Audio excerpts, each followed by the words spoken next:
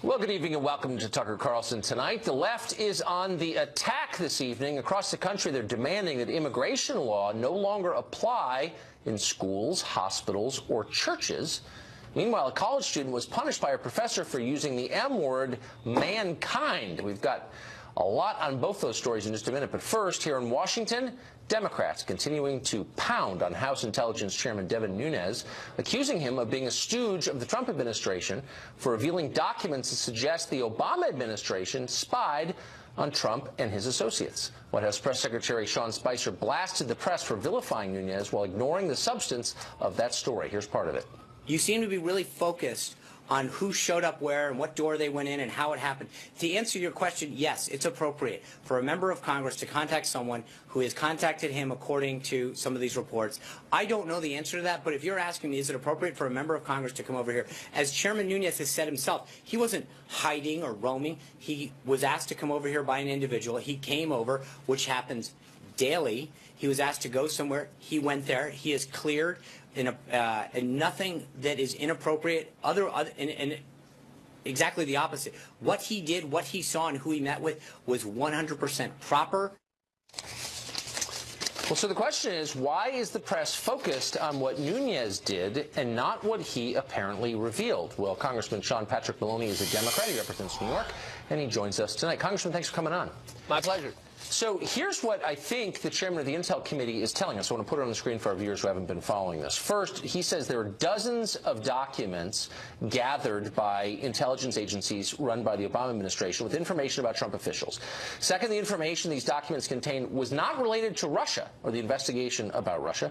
Third, while many of these reports did mask the identities, redact the identities of the people in them, they were written in ways that made it clear who was being talked about, including Trump officials. In at least one instance, fourth, a Trump official other than Mr. Flynn, General Flynn, was outright identified. And these documents circulate at the highest levels of government. So to sum up, it looks like pretty clear, at least from what the chairman of the Intel Committee is telling us, the Obama administration spied on the Trump transition and campaign. Why is that not a big deal? Well, I'd be very careful about throwing around that accusation. There's no evidence of that, and if there is, we should have it. We should have it out in the open for all to see.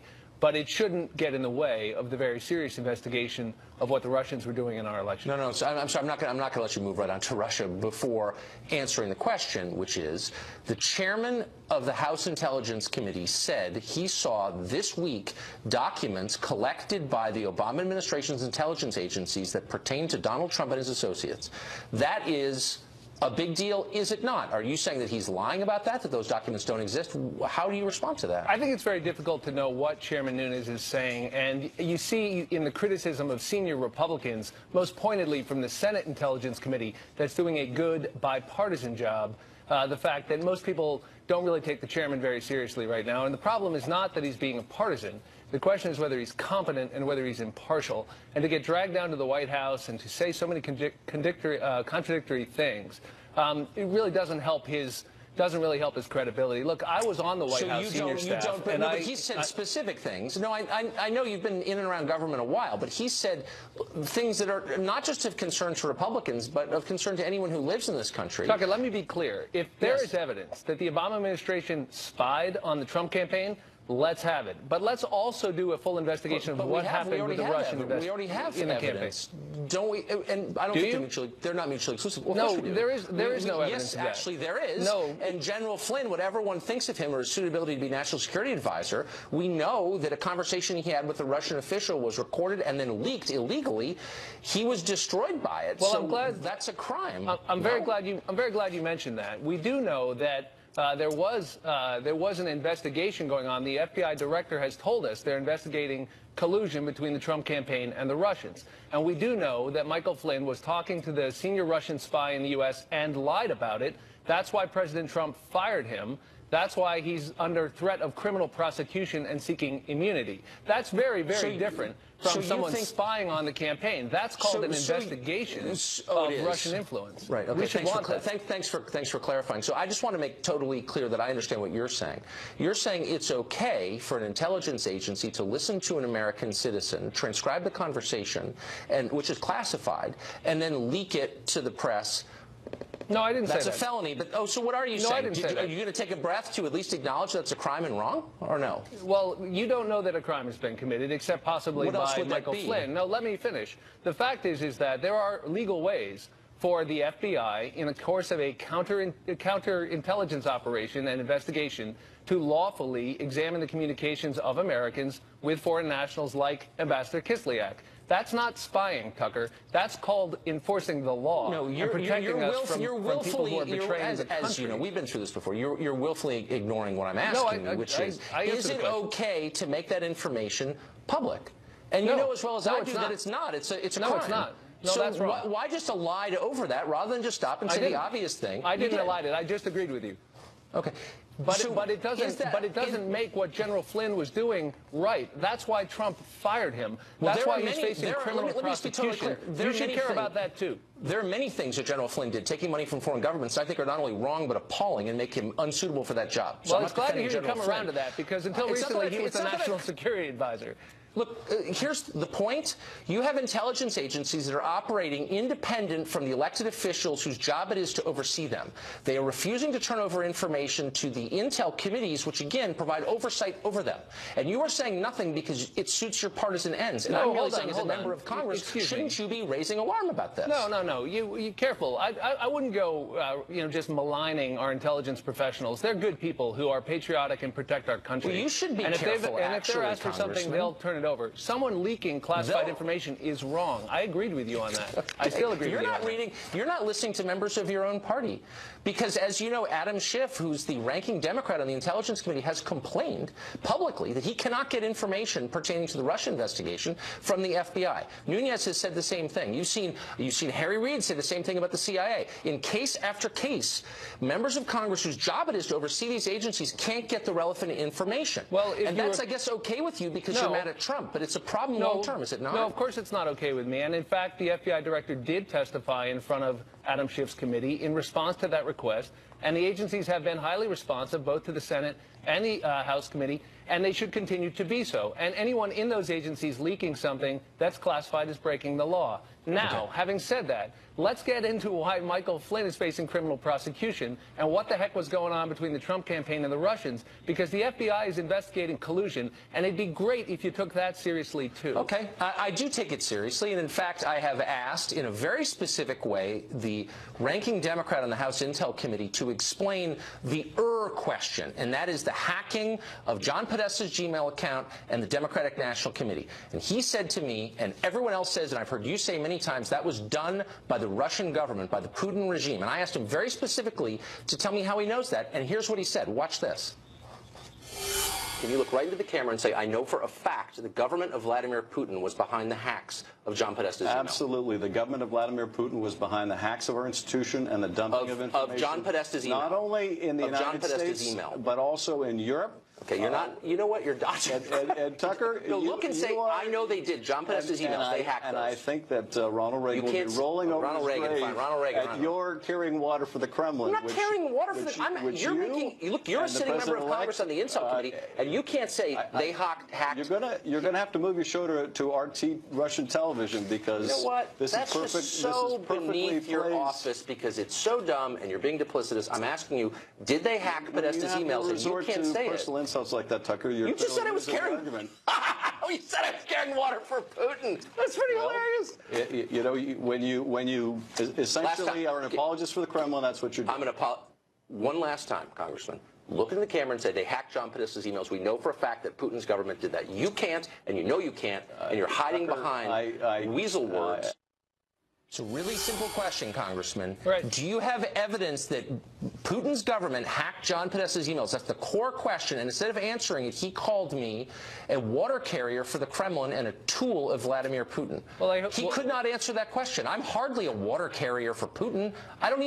That's insane. It's a straightforward question. Do you have evidence that the Russian government did that? That's the basic question. And I don't think that you do. Well, before you start clutching your pearls, Tucker, the fact is that the FBI and our intelligence agencies say so. That's good enough for me. Oh, it is. So when the Director of National Intelligence said to the Congress, the NSA is not scooping up email data from every American, Was that good enough for you? Because it turns out he was lying.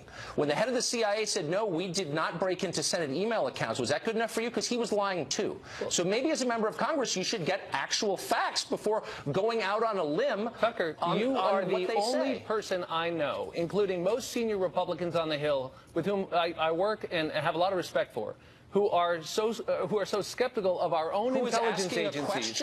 Our own intelligence. No, you can be skeptical, but when all of the intelligence agencies uniformly and unanimously and the FBI tell us that these actions were undertaken by Russian actors. So don't ask any more questions at that point? You can ask all you want. So I'm asking you, I'm telling you, it's good enough for me. It's really simple. Have you seen any evidence at all? I have been in briefings, classified and unclassified, where the conclusions of the intelligence agencies, unanimous conclusions, have been relayed to us, and they are absolutely crystal clear, Tucker, that the Russians did it. Yes, full stop. That the Russian government, on the basis of what evidence? It's a fair question. You're calling for an independent investigation. You're describing this as collusion between the Trump people and Putin. And I'm just asking you, is there anything at the bottom of this? And you're saying, how dare you be skeptical of the intel agencies? No, don't put words in my mouth, please. What I said is that when the entire United States intelligence community and the FBI, after months of investigation, give us a unanimous conclusion, I take it seriously, and particularly when it involves, excuse me, when it involves trying to undermine our elections, you should take it seriously too. And I do, seriously enough to have you on the show, and I'm asking you for the third time, what is it based on? And you're instead impugning me, just as your colleagues shifted. And I'm just asking you, what is it based on? And you won't give me an answer because you don't know. No, hold on. No, that's not true. The fact of the matter is that I can't relate to you classified information. But what I can tell you is what has been publicly reported.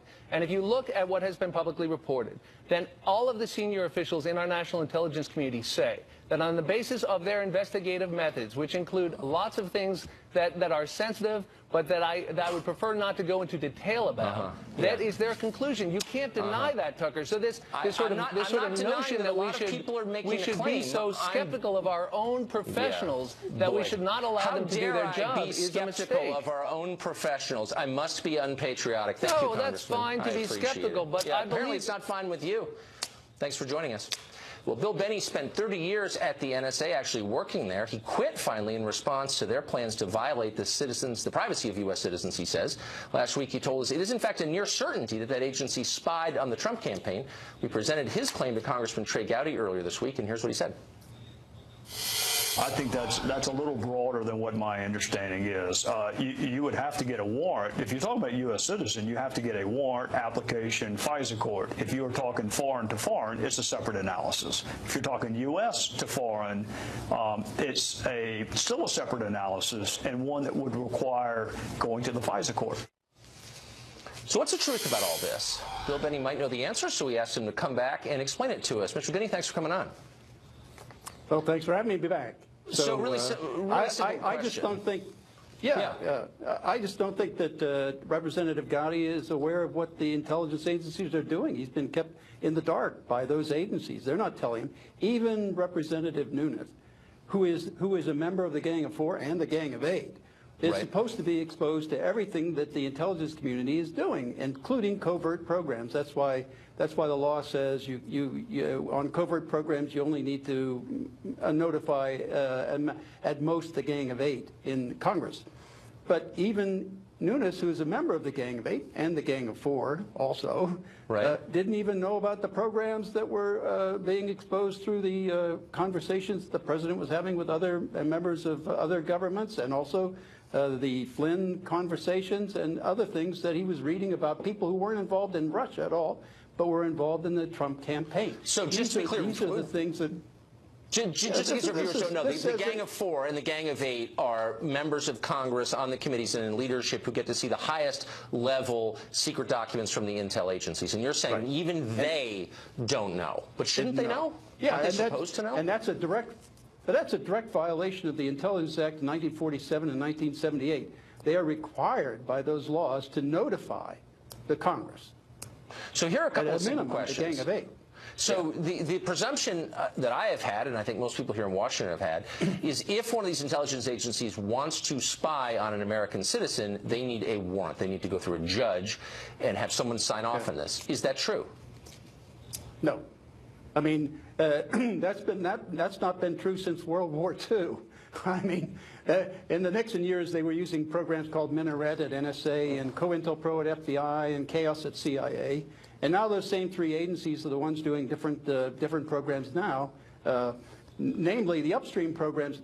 Representative Gowdy should be asking about the Fairview program and all the taps inside the United States. What are they doing? What are they collecting there? Well, it's not foreign data, I'll tell you that. It's domestic.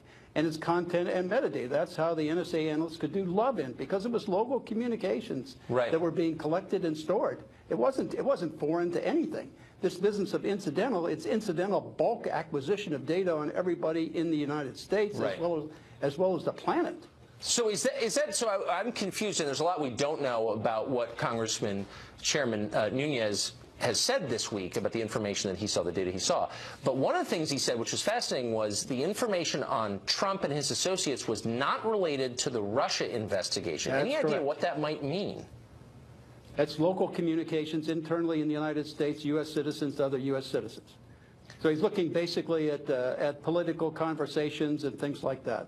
Is there a legitimate reason for the U.S. government to be collecting that information on U.S. citizens? Or No, what would be absolutely the reason? not. That's a violation of the Fourth Amendment, the Constitution.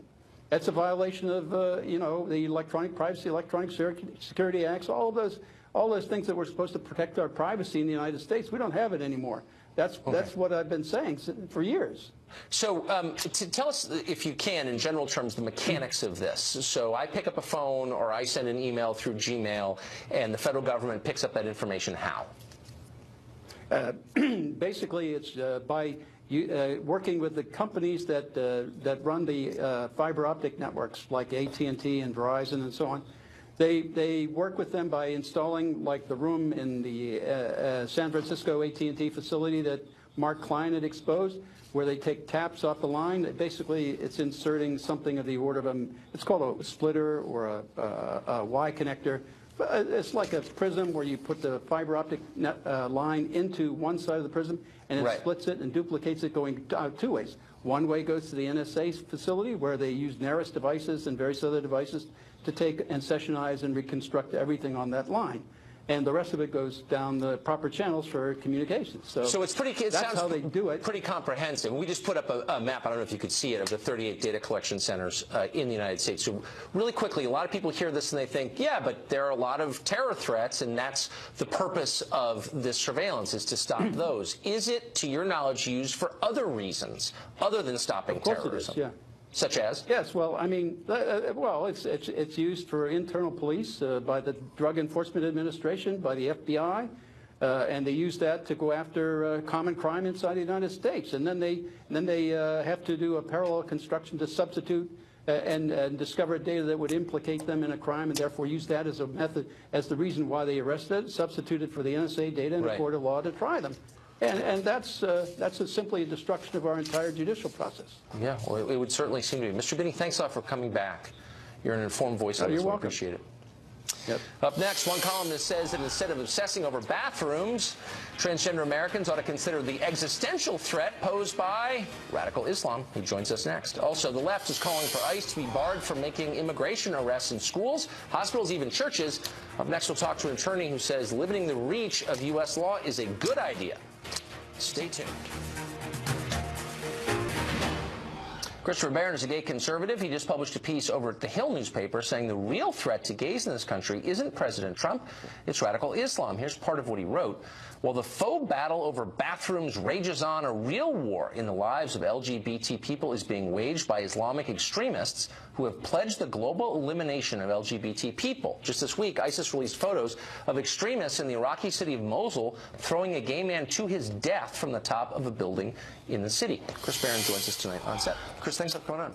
Absolutely. What I find so strange, I understand why interest groups, divide the world into people who are for us and against us. That's fine, and it makes sense to me. But why would groups that claim to advocate for the interests of gay Americans also advocate for the admission of immigrants who hate gays? It absolutely makes no sense whatsoever. None whatsoever. I mean, look, we've had a conversation over the last couple of decades about evolving, opinions, about evangelical Christians' opinions about LGBT people, and there's been a lot of legitimate criticism, and I think we've seen a lot of changing of hearts and minds. Meanwhile, the left has completely and totally ignored the fact that Islam has a serious problem with gay people. We're not just talking about, won't let people use the bathrooms that they identify with. We're talking about not baking a cake for the wedding. This is throwing gay people off of buildings, killing them. You look at the countries in the Middle East and their positions on LGBT people. It's illegal to be gay in Iran. The penalty for being gay in Iran is death. This isn't just, we don't like you. We're talking about state-sanctioned murder of someone just for being gay, and the left turns a blind eye to it every single day. But so immigration plays a huge role in this. If you look at who supports Marine Le Pen in France, often decried as a fascist or whatever, anti-immigration person here, and she may not be a perfect person. She has a lot of gay support, though, in France, for the obvious reason, because she is opposed to making France more Islamic, and gay people in France see that as a threat to them, and why wouldn't they? Absolutely. Look, we did an LGBT for Trump event in Cleveland at the RNC, and Geert Wilders came and spoke. And he spoke eloquently about the need to protect gay people from radical Islam. And Marine Le Pen has done the exact same thing. And by the way, Donald Trump did it during the campaign. Donald Trump went out and said, I will protect gay people from the spread of radical Islam. Meanwhile, Hillary Clinton and the Clinton Foundation was shoveling tens of millions of dollars in from repressive regimes like Saudi Arabia. I never understood that. How do you get a pass from Human Rights Campaign if you're taking money from the Saudis? I also never really understood why the Orlando nightclub shooting, which killed a ton of gay people, a Muslim guy, extremist did, I never heard anything about it from that angle here in Washington from the organized gay groups. I don't understand why. Well, again, because they put politics over policy. They really have become, the Human Rights Campaign is a de facto, LGBT wing of the Democratic Party. And that's fine. If that's what they want to do, that's fine. Right. They should admit that that's what they're interested in. They're interested in partisan politics, not actually protecting the lives of LGBT people. I mean, look, after what happened in Orlando, Donald Trump came out and gave an impassioned plea for gay votes and said, look, I'm not going to let this happen on my watch.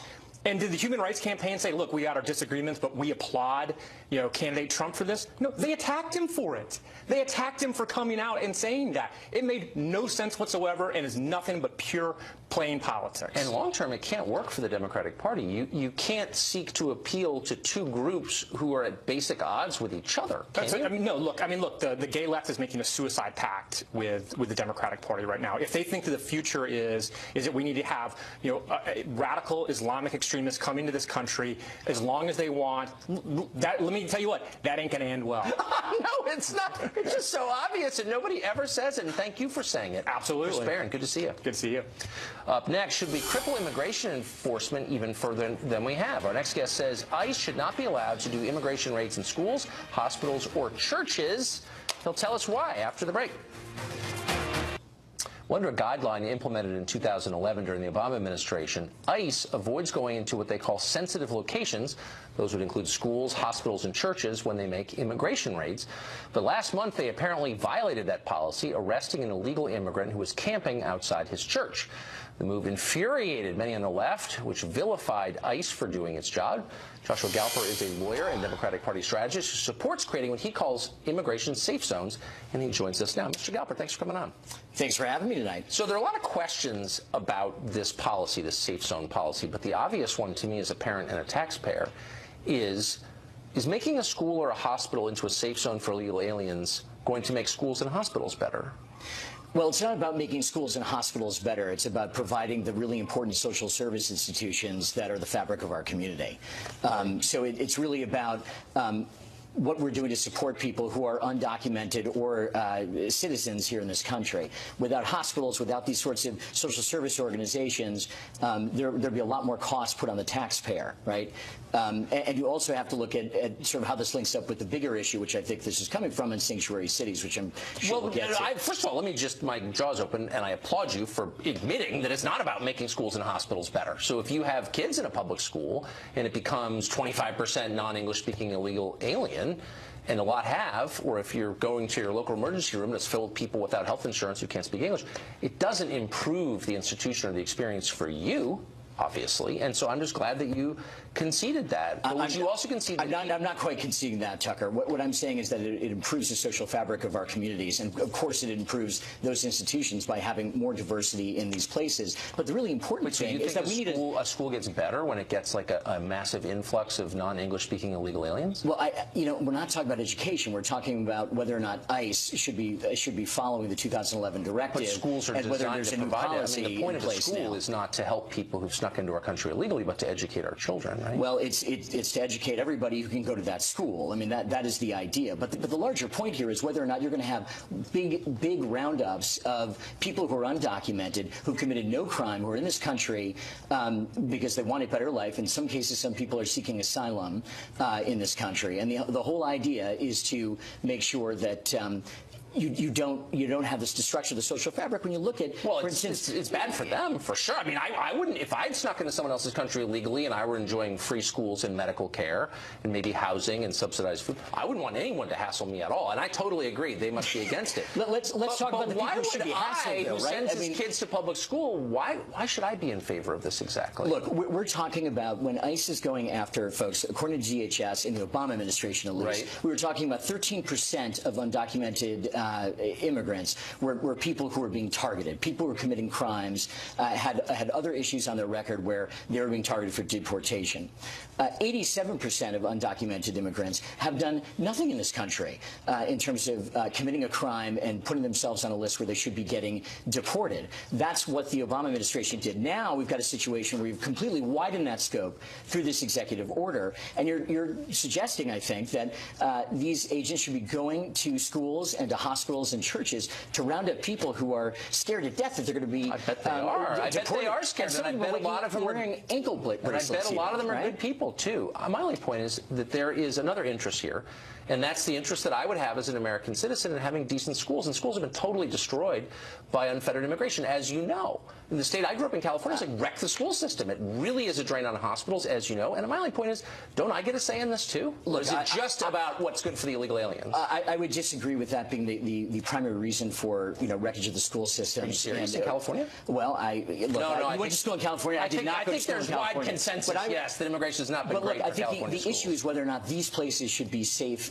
zones for people, and whether or not the 2011 directive was reasonable. Okay, so but you're not talking about kids who committed a crime. You're talking about people who are undocumented, and you're saying that is. Well, some do commit crimes, but look, their presence here is a crime. And so my question is, why are we and I'm not saying they're bad people, but I don't think people who cheat on their taxes are necessarily bad people. I don't think people who don't register their guns are necessarily bad people. And so my question is, why are we limiting this to immigration crimes? Why couldn't a church be a safe haven, or a hospital or a school be a safe haven for people who violate federal gun law? Are you for that too? Look, and if not, why not? I think that's a completely different set of issues. Why is this only for immigration laws? Because it's about immigration laws. So that's what we're talking about here. But I want to talk about gun laws. I think some of them are silly, and I don't think people who violate them are necessarily bad. I've got a gun. I've hurt anyone with it, but I didn't register it. So why shouldn't I be able to have safe haven in my kid's school? I'm serious. If what you're suggesting is that somebody has a gun in a school and is not being arrested and held to the same. No, I don't necessarily have the gun on me, but let's say the Fed's looking for me because I didn't register my gun, and I go into a school because I don't want to hurt the fabric of the community. No, shouldn't I be immune from enforcement within the school? I would concede that the person with the gun should of course be put in jail, but or taken away, arrested. So what you're saying is you get to decide which crimes should be enforced, which laws should be enforced, and which shouldn't be. I think a firearm that is loaded is a much different situation. No, I don't have a gun with me. Committed no crime. I didn't pay my taxes, didn't pay my federal taxes, but I go to a school or a hospital, and why wouldn't that be a safe zone? Wouldn't it hurt the fabric of the community if they arrested me? I've got kids, man. If I go to jail, it's going to hurt my kids. Isn't the bigger issue here that the federal government is trying to impose on local communities what they should and should not be doing? No, the issue is that some people think that some federal laws can be ignored and others can't. And my question is, how can we tell tell what should be obeyed and what shouldn't be? Well, I think we need to start with what the substance of the issue is. And I think when you're talking about immigration and people who are undocumented, there has been a decision by the prior administration, and I think it's one that was not necessarily disagreed with by the entire population, that they would not invade these places to take these people. Man, I wish they'd do the same for tax law, because I pay too much in taxes, and it bothers me. I can get in trouble for it. That's a completely different issue. That is a completely different issue. Why don't you and I get together? We're out of time. We can start a coalition. Ignore federal tax law. Will you join me in that? Maybe a coalition for federalism. I'll join you in that. Joshua Galvin, thank you for joining us. Thank you. Up next, we'll talk to a college student who said she lost points on a paper for saying a naughty word. What was that naughty word? We'll tell you. It'll blow your mind.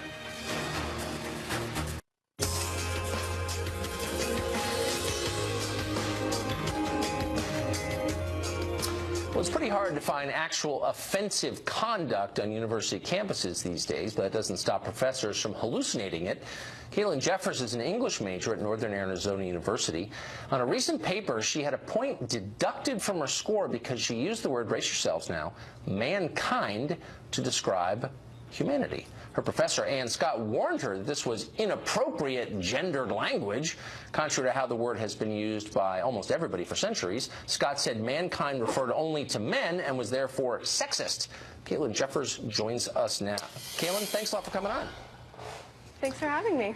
So it doesn't sound like this is a debate over accuracy. Mankind is a real word, and you used it correctly. It sounds like it's a debate over preference. She didn't like the way you used it. She didn't like your ideas, and so she penalized you. Is that what happened? Yes, exactly. I turned in a paper. I had used the word mankind, and apparently that wasn't to her liking. Apparently that's sexist and not gender-neutral language, and I should be punished for that. What I find so striking is that she's an English teacher, so of course language is her subject of study, and accuracy has got to be a concern for anyone who's teaching kids. Did she say it wasn't accurate? Yes, she told me that the word mankind only refers to men. It doesn't actually include all of humanity.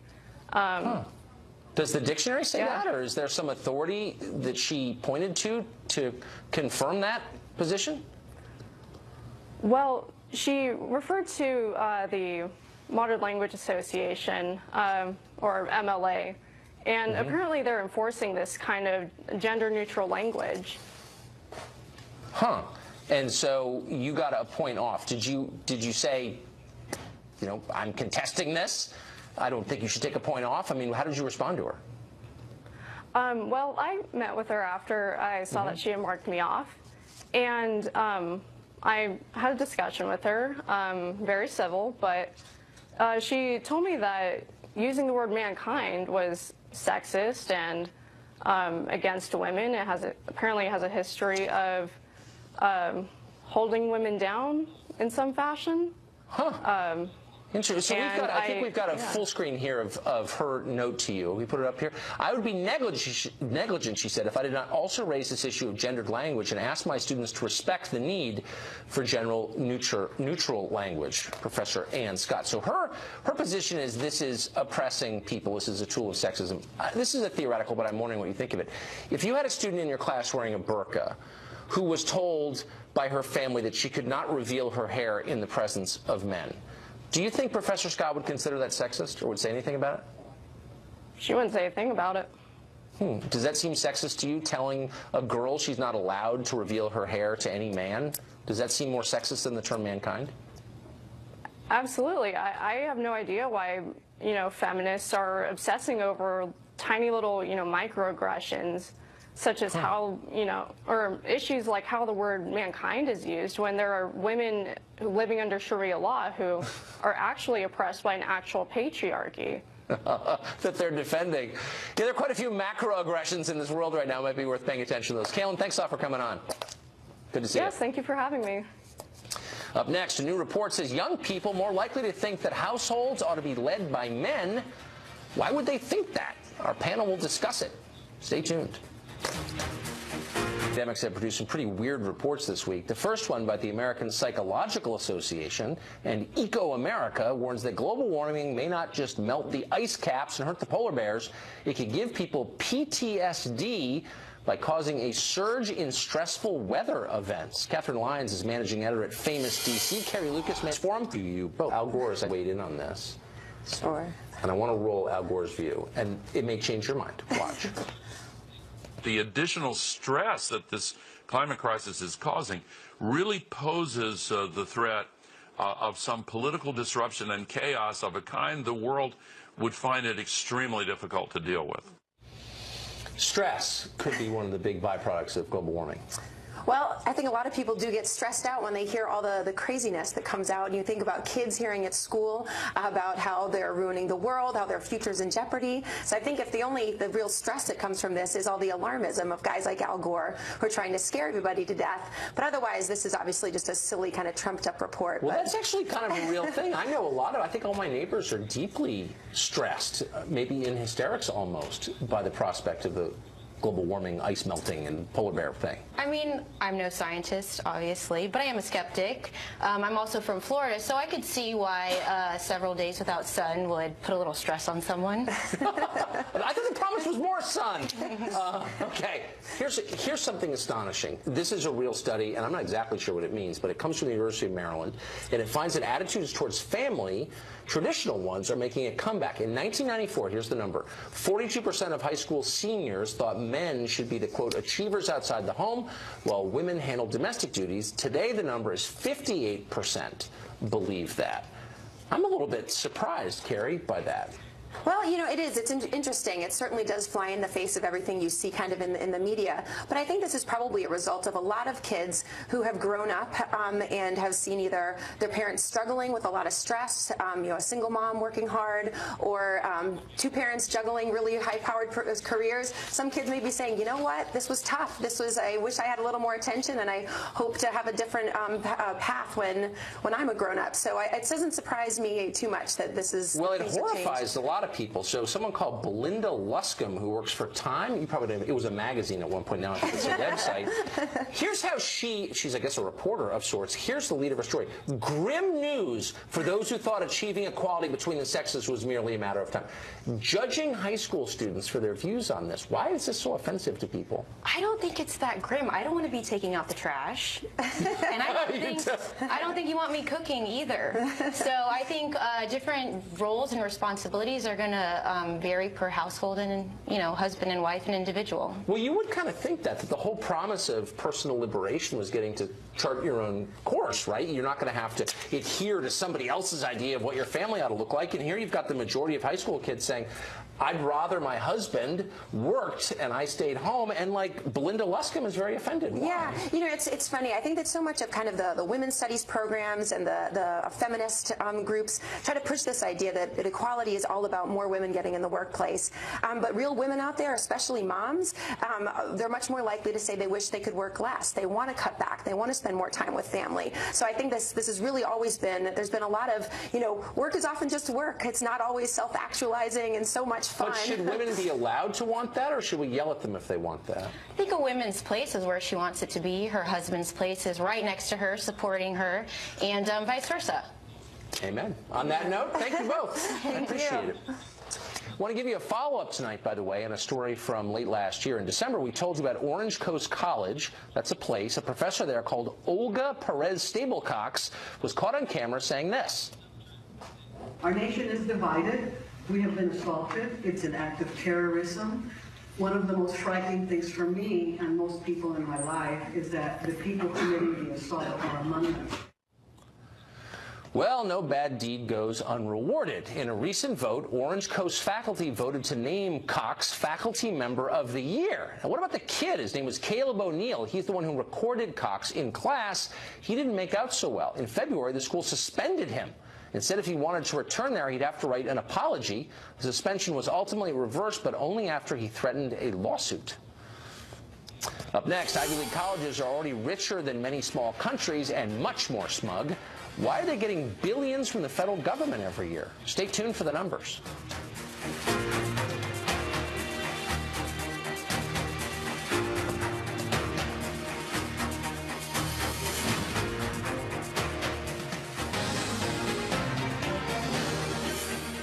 Well, across America and throughout the world, maybe especially throughout the world, the Ivy League represents the pinnacle of prestige and wealth and the hope of opportunity. But a new report suggests this wealth is built on a huge amount of taxpayer money. The new report by Open the Books, it's a group that tracks government spending, finds that in the past 6 years, the 8 Ivy League schools took in $41 billion from the federal government. That's $854 million per school per year, more than they take in through undergraduate tuition. It's not that they're poor. The combined endowments of those 8 schools, separate and apart, were $119 billion in 2015. That's greater than the GDP of 16 states and more than 130 countries internationally. Now, keep in mind that thanks to federal law, those endowments are allowed to grow tax-free. That saves them close to $10 billion in the past 6 years. Are you getting that deal with your investments? Probably not. Most Ivy League professors will say they support higher taxes. Of course they do. It could be time to take them up on their offer, because keep in mind, they despise you and everything you stand for while you're paying for them. Well, that's it for us tonight. Tune in every night at 9 to the show that is the sworn enemy of lying, pomposity, smugness, and groupthink. DVR it if you don't already. Starting Monday, by the way, we move back next door to a brand new studio, which should be unbelievable, assuming they finish it this weekend, and we're sure they will. Watch Hannity. He's next. Have a great weekend.